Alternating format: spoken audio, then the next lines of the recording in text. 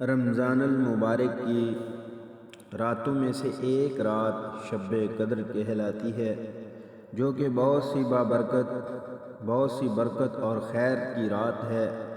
قرآن پاک میں اس کو 1000 مہینوں سے افضل بتلایا ہے۔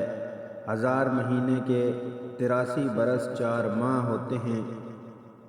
خوش نصیب ہے وہ شخص جس کو اس رات کی عبادت نصیب ہو جائے، کہ جو شخص اس ایک رات کو عبادت میں گزار دے، اس نے گویا 83 برس 4 ماہ سے زیادہ کا زمانہ عبادت میں گزار دیا، اور اس زیادتی کا بھی حال معلوم نہیں کہ 1000 مہینے سے کتنے ماہ زیادہ افضل ہے۔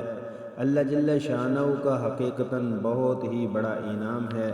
قدردانوں کے لیے یہ ایک بے نہایت اور نعمت مرحمت فرمائی۔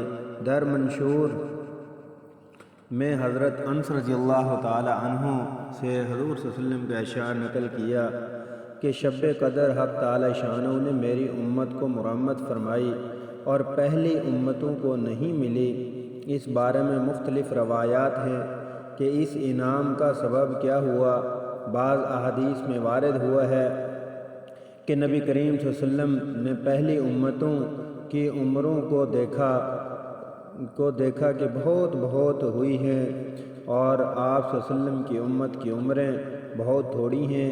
اگر وہ نیک اعمال میں ان کی برابری بھی کرنا چاہیں تو ناممکن ہے۔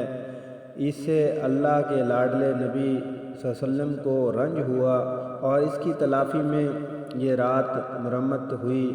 اگر کسی خوش نصیب کو 10 راتیں بھی نصیب ہو جائیں اور ان کو عبادت میں گزار دے تو گویا 833 برس 4 ماہ سے بھی زیادہ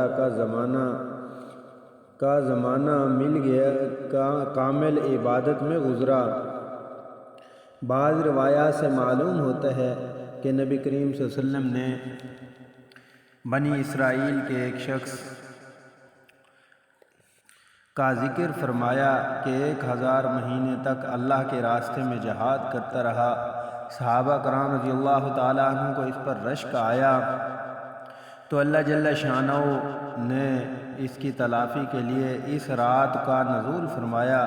ایک روایات میں ہے کہ نبی کریم صلی اللہ علیہ وسلم نے بنی اسرائیل کے 4 حضرات کا ذکر فرمایا: حضرت ایوب علیہ السلام، حضرت زکریا علیہ السلام، حضرت حزیق علیہ السلام اور حضرت یوشع علیہ السلام کا 80 برس تک اللہ کی عبادت میں مشغول رہے اور پلک جھپکنے کے برابر بھی اللہ کی نافرمانی نہیں کی۔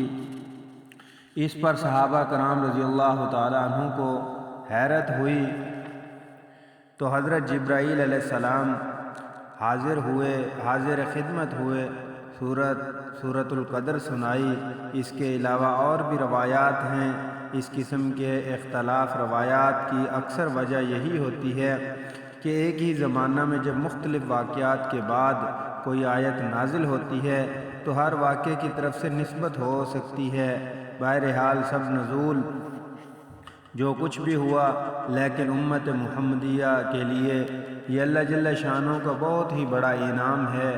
یہ رات بھی اللہ ہی کا عطیہ ہے، اور اس میں عمل بھی اس کی توفیق سے میسر ہوتا ہے، ورنہ کس قدر قابل رشک ہیں وہ مشائخ جو فرماتے ہیں کہ بلوغ کے بعد سے مجھ سے شب قدر کی عبادت کبھی فوت نہیں ہوئی۔ البتہ اس رات کو تعینین میں علماء امت کے درمیان میں بہت ہی کچھ اختلاف ہے۔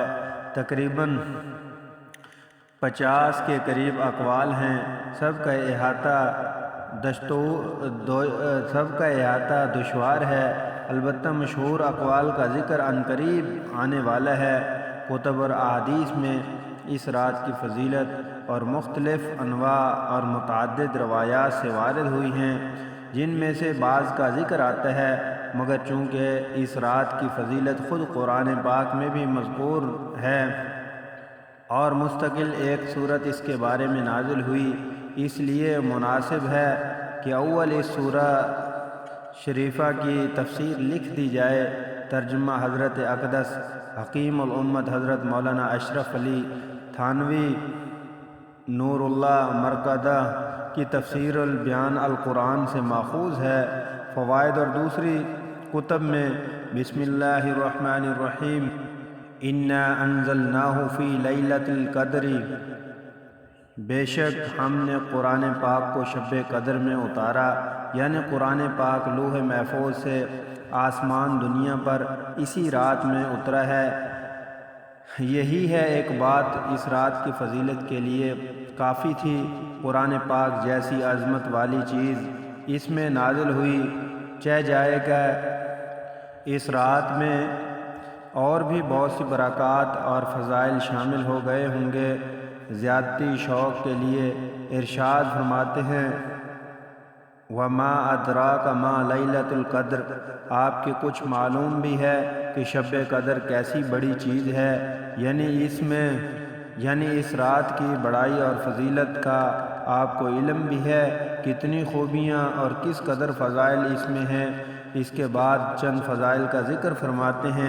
لیلۃ القدر خیر من الف شہر، شب قدر 1000 مہینوں سے بہتر ہے، یعنی 1000 مہینہ تک عبادت کرنے کا جس قدر ثواب ہے اس سے زیادہ شب قدر میں عبادت کرنے کا ثواب ہے، اور اس زیادتی کا علم بھی نہیں کہ کتنی زیادہ ہے۔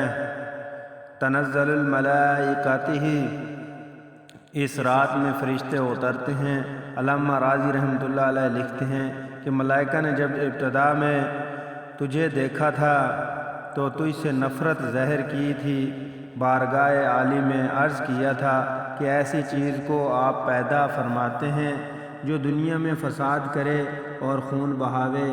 اس کے بعد والدین نے جب تجھے اول دیکھا تھا جب کہ تو منی کا قطرہ تھا تجھ سے نفرت کی تھی، حتیٰ کہ کپڑے کو اگر لگ جاتا تو کپڑے کو دھونے کی نوبت آتی، لیکن جب حق تعالی شانوں نے اس قطرہ کو بہتر صورت مرمت فرما دی تو والدین کو بھی شفقت اور پیار کی نوبت آئی۔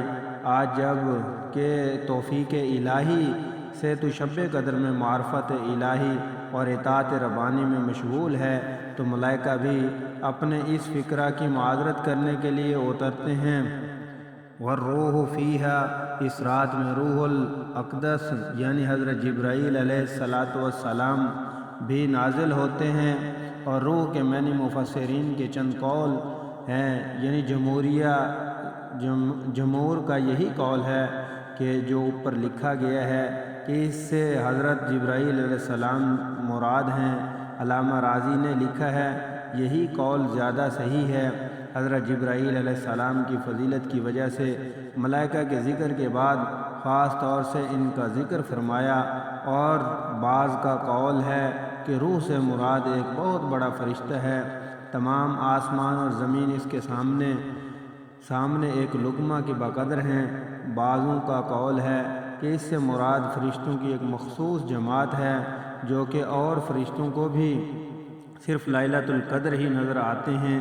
چوتھا قول یہ ہے کہ یہ اللہ کی کوئی مخصوص مخلوق ہے جو کھاتے پیتے ہیں، مگر نہ فرشتے ہیں نہ انسان۔